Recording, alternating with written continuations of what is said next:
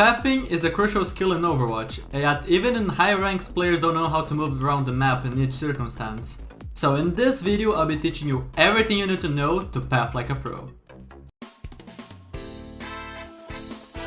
Pathing, even though it is one of the most crucial skills in Overwatch, right? It is something that people don't often talk about. Yet it is the single most important thing that, or rather, the single biggest factor when it comes to teams just losing a game they feel like they should have won, right? And it's also why a lot of maps can feel really tough. It's simply because the teams don't know how to path properly. So what do I mean by that? Let's use Numbani as an example. Teams often will come high ground and then come out, and then the enemy team is already set up on the other high ground, which our team, unless they have mobility cooldowns, such as Genji for example, they're not gonna be able to cross this gap. And especially like, what you see the most in lower ranks is gonna be like Rein Zarya here. Rein Zarya against people on the high ground there don't do much. And then what they're gonna do, they might drop points, or they might just stand here, AFK with the shield, wait a bit, get spammed out by the enemy, die, repeat, and then after 2 minutes they try to ult, don't get anything done because the enemy team has just superior positioning, they lose, they start flaming each other. Is it a problem with the team? Like, is it a single player's fault? No, it is a problem with the whole team. But teams usually don't notice that pathing is the problem because it is not like a stat that you can measure, right? One of the biggest shortcomings of the medal system is that it is going to make people flame the wrong people often. Like, if you see that you have the shiny gold medal, you're gonna be like, oh hey, my team isn't doing anything. Oftentimes, especially in low ranks, where pathing is an even bigger problem. Since pathing is not a stat that you can measure, you cannot say, oh, plus 10 points for pathing the correct way, or minus 10 points for pathing the wrong way, you know? Since you can't measure pathing, it is something that unless you're aware of its existence, then you're simply going to be losing a lot and not knowing why, and then blaming it on the wrong stuff. And then that's gonna create big problems as time goes on, right? So in this example that I gave with the Rein Zarya coming high ground here, this is not the position that Rein Zarya wants to play. If you wanna play this high ground, you need to have spam tanks as well as spam DPS to be able to actually make good use of this high ground. So let's say you play double shield, you play Orisa Sigma, you put the shield here, and then you're boom, you shoot, and then you force the enemy team off of the high ground, right? You force them out of high ground into cover, and if they don't move, boom, you're gonna be getting the eliminations. Obviously Darrow is close range, but you're gonna be getting the eliminations from spam, right? If the enemy team doesn't move to cover. And if you force them to cover, then that's good because you're claiming space and you're forcing the enemy away from good space. And then after you force the enemy team to take more passive positioning, then you can move points and pressure points. Because otherwise, if you just leave the enemy with angles and your point, what is the enemy team gonna do? They don't have much, they aren't afraid of the Rein Zarya in the low ground because they can't do much about high ground. They're just gonna be shooting here, spamming the people point because they don't have much cover. And when they're low, they're just gonna be finished off. So pathing is extremely important because it's gonna be changing you from default losing every fight you take to default winning every fight you take. Basically. It sounds insane for me to say that, but let me give you an example. We're playing Rush. So instead of going high ground, which is a position that is bad for us, with Rein Zarya that wants to be close range and has no way of actually closing this gap between the high grounds, you could technically go high ground and go all the way here, and then you're on the other high ground. But the enemy team can also out-rotate you.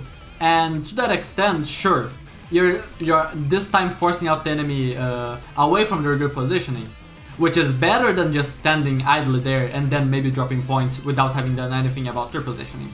But it's still, as long as the enemy team properly rotates, then you're not gonna be doing much. But yeah, this is kind of the path that Rush teams take most of the time. The path that Rush team should do, a team that wants to brawl it out close range, so think about Rein, Zarya, Reaper, Mei, like these types of characters, Moira, Lucio as well, usually.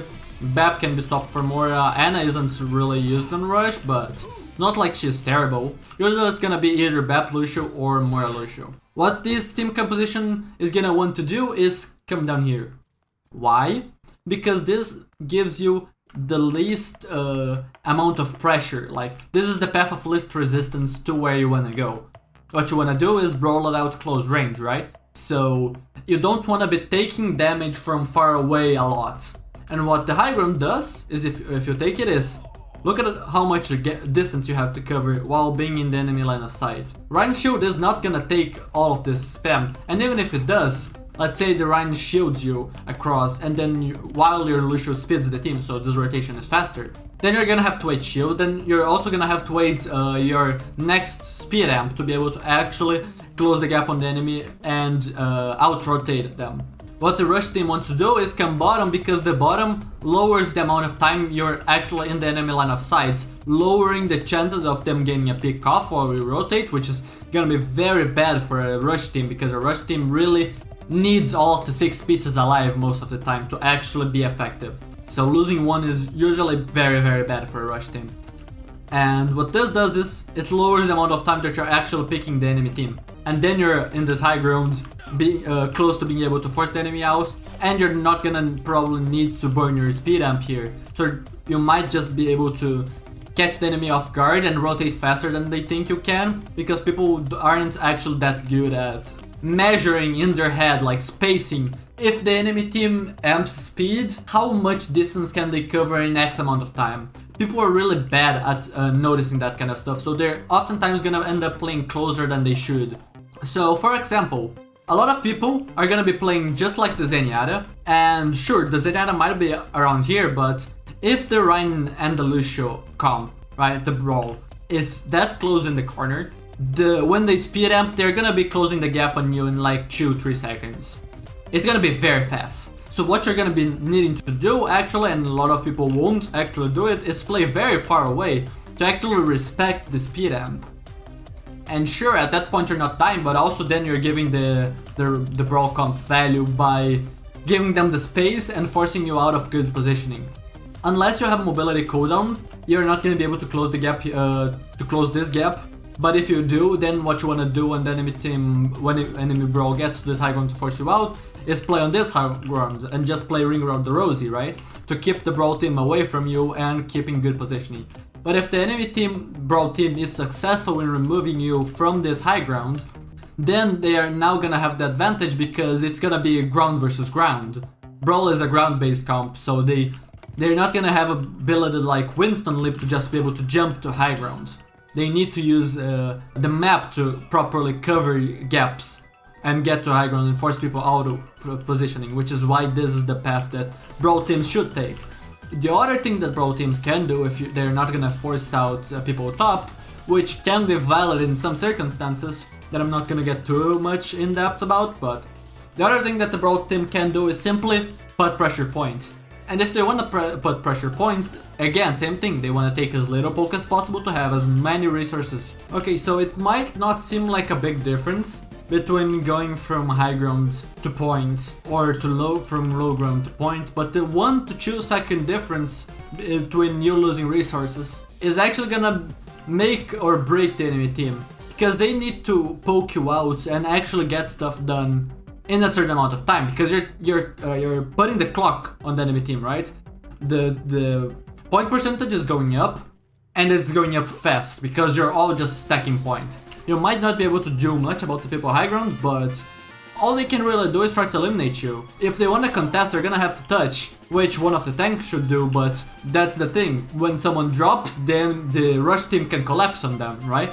So the tanks, if they drop to contest the points, they might just get blown up, so they can't actually contest for that long. It's gonna be a test of, does the team on the high ground kill the team on the low ground fast enough? And because of that, the 1 to 2 second difference in resources here, and also the surprise factor from coming bottom to point instead of going all the way top to force the defense team away, is gonna make a big difference as far as actually getting progress on the point goes. The enemy on the defense side, if the enemy team is running a rush, they are likely going to need to give up ticks. That's the nature of Numbani. really, but let's not talk about that because that's more like OWL level strategies. But already the attacking team on the low ground is probably gonna be able to get some percentage on the objective before the defense team can actually kill them. And if they do get ticks and they feel like it's not worth to just die there to get more point percentage, they could also just hide in the room. And if a tank decides, no, I don't want to give any ticks, and then just drops and then gets blown up, then the team on the low ground now has a man advantage, and the pressure is on, right? The team on the low ground is getting the progress fast. So as much as the enemy, or rather the defense team, might want to stay here and poke all day until the enemy is out of resources and just falls apart, they might actually have to start throwing bodies at points because they didn't play it patiently. So as much of a weird thing it may be, like you're just ignoring the people here and not contesting them and just putting bodies point, it is actually it can catch a lot of people off guard, especially in ranked, where people don't know how to react to everything all the time. The thing is, people are gonna be prone to making mistakes, so a tank drops too early, or let's say a Winston drops in inside of the D.Va. The D.Va can tank more with the defense matrix and stuff. Or some DPS wants to drop for some reason. Or you simply don't play the angles enough, or you don't wait enough point percentage, and that pathing decision, it can actually, as crazy as it sounds, be pretty good because of this whole like timer, because it's going up, and it also makes the noises, like it's like 1 tick, 2 ticks, how much do we give up? So if you're not running Rush, where do you go? Well, if you're running a poke team, right, what do you want to do? Because there are many paths that you can take in Numbani, right? There is the main, there is the low ground that we talked about before, there is the high ground, and there is also this whole path that I haven't talked about because it's just really worse than low ground, right? Because it's simply a bigger path to do basically the same thing. The only difference is not going over this door that is so small that it's not likely for anyone to die to anything in there, right? So this path I usually don't consider because of it, but some characters might use this thing, might use this path, but this is about the individual pathing, which I'm gonna be talking later. I'm now talking about the general pathing of compositions, right? So we discussed Rush, now we're talking about Poke. So let's say you're running double shield, where do you want to go? Well, main is bad for this because the enemy team then just has a high ground advantage. For the same reason you don't want to go bottom. You don't have the same reasoning as Rush to go bottom and force points or take the people off the high ground, because on a poke team you're likely not running a Lucio to speed boost around. So what you want to be doing is actually taking top. Because the thing is, the enemy team is gonna be poking you from these angles, as I talked about before, and you're gonna be poking the enemy team from this angle, and you're gonna be trading, and it's gonna be a question of who has more stats, or if it's not who has the most stats, it's gonna be who has the better aim, and then you're actually getting somewhere, right? It's not like, oh hey, I'm Ryan Zarya in the high ground against a poke DPS, I'm not gonna be able to do anything. Then you're gonna be taking duels, like skill duels. Not necessarily duels because of all the shields and stuff going in, but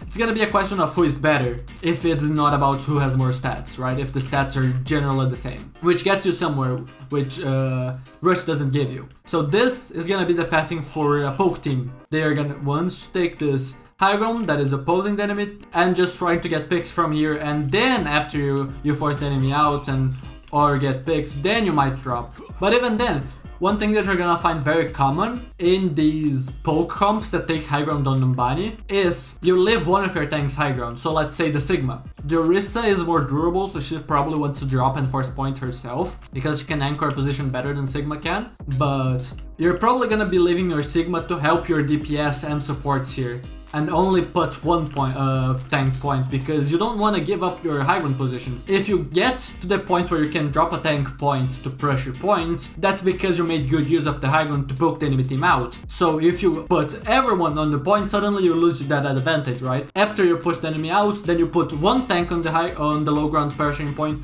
and your entire team sit back, and shoots from the high ground because that's what gave you the advantage in the first place, right? So this is the path that a poke team wants to take. They want to take a good angle on the high ground, right? And this is the good path, good angle on the high ground that you want to take. Theoretically, you could try to take this high ground as well, but it's not worth it because you don't have the speed boost to push out of here. So then the enemy team doesn't have to preemptively move away because they can match your speed because they have the same speed, right? You don't have a different speed than them because you have Lucio and they don't. Alright, the enemy team could have Lucio, but whatever. Let's ignore that. It's not advantageous for the poke team to actually try to take this high ground because of they have the same speed and they are walking through a choke. They don't have the speeds to make this coming through this choke and don't have the close range presence to make the enemy team fear you as much as the Brawl team has when they're rushing through a tunnel like this and trying to get close to you. So this is the high ground that Poke wants to take. This is the low ground that Brawl wants to take for either one of the reasons that either they wanna pressure point or they wanna force the enemy team out of the high ground. Now, what does a dive team want to do? A dive team with Winston Diva. What do they want to do? Well, this is why I like Numbani so much as an example. It's because every comp wants a different path. Dive is the only comp that actually has ways to go from low ground to high ground in a way that is good for them. So, because let's say you theoretically could run Rush with Symmetra and then Symmetra puts the TP on the high ground. But that's likely not gonna work unless the defense is Pepega. But Dive on the other hand, characters are gonna have mobility, so Genji has wall climb, Genji has dash, Winston has his leap, Diva has boosters. Most characters are gonna be able to take high ground.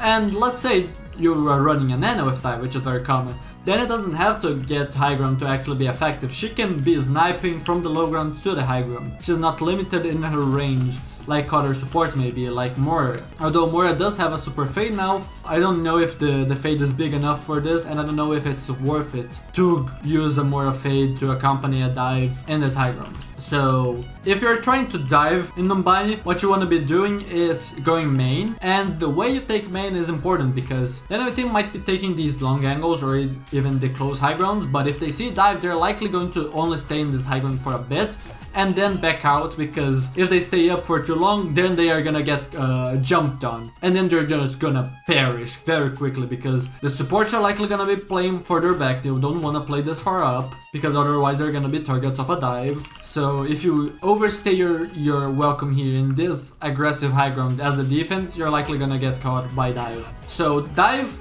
might want to soft dive top to force people away from this, but ideally they just want to hug this wall to get as close as possible, right? Remember, you can use this wall as cover because I'm gonna be just walking horizontally, right? People there can see me. They can't anymore. So the dive team wants to get as close as possible before using the mobility cooldown to be able to reach deep into the enemy team, so on the backline, with a single mobility cooldown. There are cases where dive doesn't want to commit in, they want to, using pathing, they want to get close and then jump out, but we're not going to be going over that right now. That's more of an individual character play rather than a whole composition play. But yeah, since the attacking team as dive can jump from low ground to high ground, it is more explosive. Like sure, Rush can speed out of a choke and just rush you down if you aren't aware, but dive has the biggest, the fastest distance travel, and they're quickly gonna pounce on you if you aren't aware. So as dive, the enemy team is probably gonna have to respect you and take these further angles, or they might even hug this, but even then, this is a place where it's very boom or bust. You might be able to hold this, but it's usually because the enemy team poorly executed the dive, not because you played it very well. Ideally, as the defense against a dive, you want to be booping the divers out of their dive. So let's say the Winston jumps in, boop, oh, I'm off the high ground. Let's wait my cooldown again. Dive in, boop, oh, I'm out of the high ground again. The dive team wants to go main because main gives them the closest distance to be able to use their mobility to get high ground and immediately jump the backline if they want to. There is also diving for space, but this is not what we're getting into with this discussion. This is about pathing, right? So Rush goes low ground, Poke goes the high ground, and Dive wants to get as close as possible without taking much poke, just like a rush team wants to do, but then they want to close the gap with mobility cooldowns. So that's the difference in like composition that's gonna determine how you want to path around the map. And you could apply that to everything, like what is the rush team strong at? Close range brawl because of the Reinhardt with the hammer. So in a map with long sightlines, you want to hide as much as possible and be showing your face to the enemy long range hit scans, threats, or snipers, let's say Hanzo or whatever, as little as possible to save your resources and get closer to them without taking too much damage. As a poke team, you can be taking these trade fights because you actually have the range, and you're probably gonna be speccing into shields with double shield, Orisa Sigma, although you could also play other tanks there, like you could play Orisa Diva, you could play Orisa Hog, but you're gonna have some sort of defensive tank that is gonna have a shield, and that's also gonna be able to spam the enemy out instead of Reinhardt, for example. And Dive wants to close the gap without taking damage just like Rush, but they want to jump into a position instead of speed boosting into a position. It's a little bit different between Rush and Dive, but it does have some similar principles. So you can apply these general concepts to every map. It's not just this map that's gonna have different routes for different team compositions. And in some cases, like, it's not always that you're gonna path like this. So let's say the enemy team is holding this high ground instead of that high ground. Well, then the rush team might want to come top because that is the path of least resistance to be able to contest high ground, right? So let's say the enemy team is holding here, come out of here, speed boost, boom! I dash just to simulate the speed boost, but you're gonna be here very fast and you're brawling with the enemy team, and they don't want that. This is why this high ground is usually better for the defense, unless they have some really heavy spam like Junkrat. But usually you just wanna buy time for your DPS on long sidelines, on hard to reach places to get work done, which is why Dive is the best attacking comp, because it is the most flexible for Numbani. Let me stay here because I'm gonna be talking about individual heroes now. Because sure, the comp archetype that you're running is important for where you want to path around the map. Where the enemy team is holding and their comp can also affect how you want to go around the map. So I have to think about what are the strengths of your team, what are the strengths of the enemy team, how do you want to tackle pathing because of all of these things, right? To take the best path for the matchup. But on an individual hero basis, every hero is gonna be a little different. And I'm gonna be sticking to the Dive example because this is the best of them all for individual pathing. So Numbani, as I said before, Winston can jump in, boom, high ground. Diva can boosters in, boom, high ground. Genji can wall climb and dash. He can close the gap two ways. Now, what does a Tracer do? Let's say you're running Sombra Tracer. They are not heroes, they do have mobility, but they aren't heroes that wants to, or that really can, jump into the fray like a Winston, Diva, Genji can. Sure, Tracer can close the gap here, but we're gonna talk about that very quickly. And the Sombra could be on the low ground and throw the translocator up, but that's not a play the Sombra wants to do. They want to set up the translocator to be able to get out and path close to the enemy team like a rush team would, because they can go there unnoticed because of stealth, right? So what does a Tracer want to do? The Tracer can come on this high ground and be able to blink in, and she's high ground because she doesn't have natural vertical mobility, or she wants to path here. So blink blink out of the LOS of the enemy team, right? I don't know if it's just 2 blinks, maybe it is 3. Now 2 blinks is enough to close this gap, and then boom, the enemy team is probably gonna know you're here, but the enemy team is not gonna be able to do anything about you. If they check, you simply wait, because it's 1-for-1. And the thing is, the Tracer is just positioning herself. The Tracer is readying up for the dive. That's what she's doing. The Winston, the Diva, and the Genji are going main here, like I said before. The Ana is sniping from below. Let's say a Mercy is going up to the high ground together with the team because she can fly. And the Tracer or the Sombra are taking most likely this angle, although the Tracer could blink from the other high ground, as I said. And the moment that your team calls a dive, or you see an opportunity, although you're likely not to pick, not to reveal that you're exactly here, you just want the enemy team to be aware of your existence here but not know where you are exactly. When your team decides to jump in, that's the moment that you go here. So the moment that your Winston is jumping in, Diva is going in, the Genji is going in, then you collapse from a different angle, boom! So although dive wants to jump in with mobility cooldowns, the way each character has its own way of pathing around the map to be able to actually contribute to the dive. So a character that doesn't have natural vertical mobility like Tracer has to use stairs to get up. So she's gonna be taking this path instead of the main path to be able to actually get to this high ground and collapse on the people high ground together with her team. Individual pathing is gonna be very interesting because of that. And let me go back to the Genji for a second. You're here. I talked about before about how Genji can close the gap with dash or wall climb, but which one is better? The question is, how does your team want to engage, right? I mean, not really, most of the time you want to be not using your dash, but if you see an opportunity for a combo, sometimes you're going to be wanting to dash engage with Genji, and sometimes you're going to be wanting to simply climb up and contribute. It depends on the objective of the dive. If you're diving for space or a so-called soft dive, you're just jumping high ground, you're testing the water, you're seeing if the enemy uses some precious cooldown. You're not planning to go any deep unless the enemy team makes some huge mistake because you don't want to die. Soft dives are also gonna be used for farming nanos oftentimes, so the Winston can go deep without having too much of fear of dying. When do you want to dash engage with Genji and when do you want to wall climb up? So let's say there's a Nana. This is a moment that you could want to dash engage because you could do something like this, right? And then you just combo her. This time I missed, but you saw how much damage I dealt?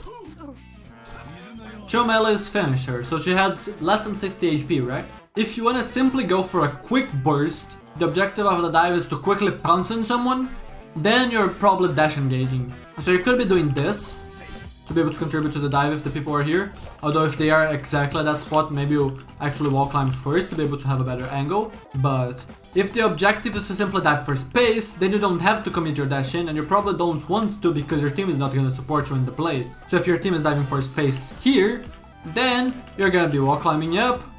Boom, boom, boom, boom. Seeing what is happening. And if there's an opportunity, like I said before, oh, the enemy wasted a cooldown. Oh, now I'll go in and try to make a trade or get the kill. And the team is probably gonna help you with that if they see the opportunity as well. So context is gonna matter too as far as this goes, but the pathing is generally the same.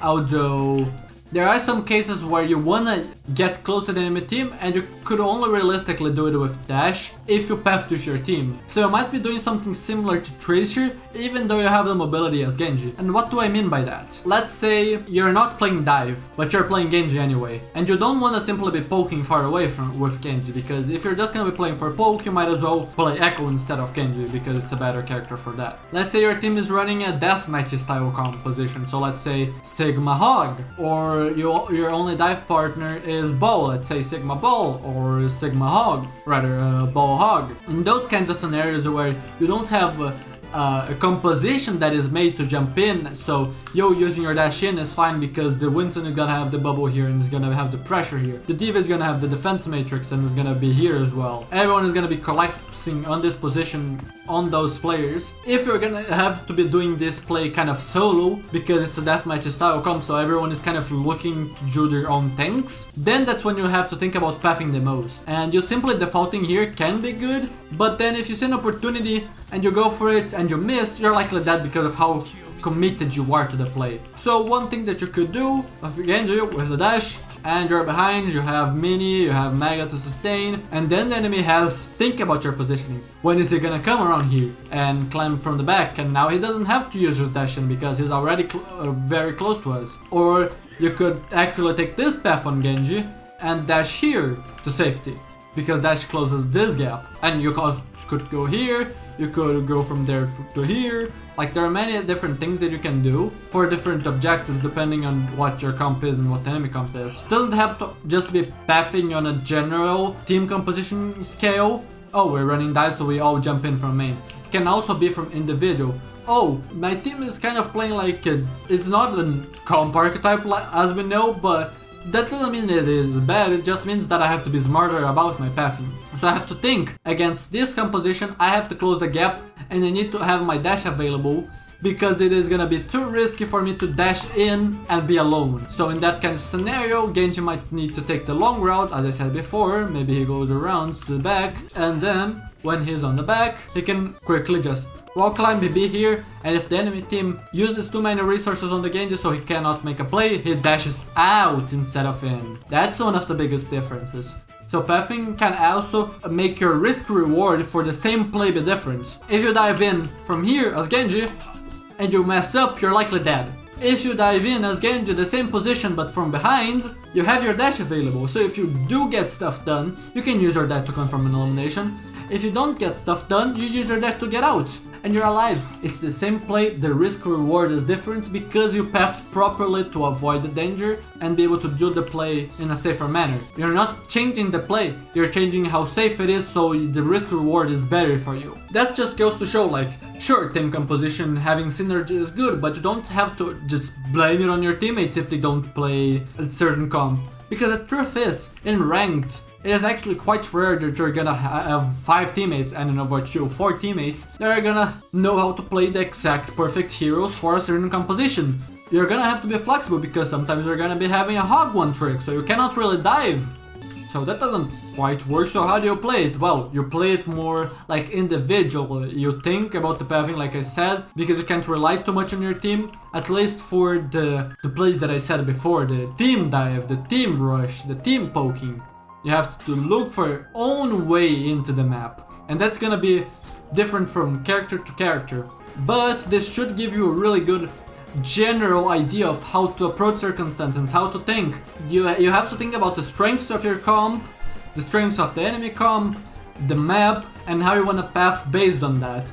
You're gonna have to adapt to each circumstance. If you want the map-based things, you're gonna have to watch my map-based guides for Genji. I could maybe do it about other heroes, but that is just a far shot, but yeah.